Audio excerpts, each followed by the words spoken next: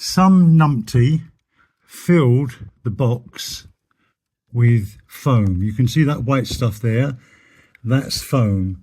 So all we came to do was just change a sash cord, which is this, but as you can see it's all full of foam, and if you look in there, that's all full of foam.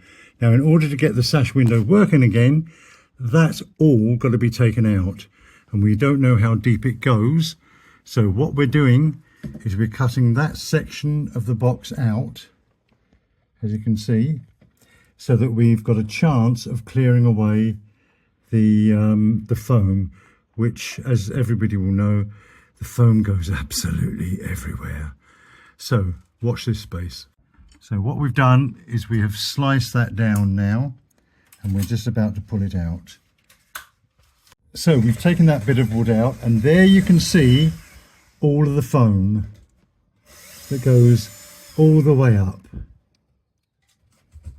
Oh, God give me strength. So we're now getting it out. Yeah, it's now loose, but we've still got to clear out all of the foam.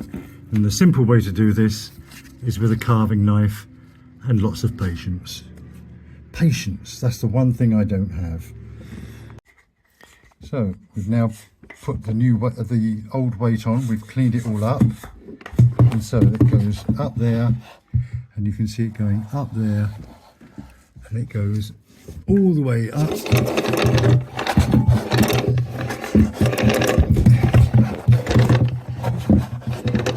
So it all works.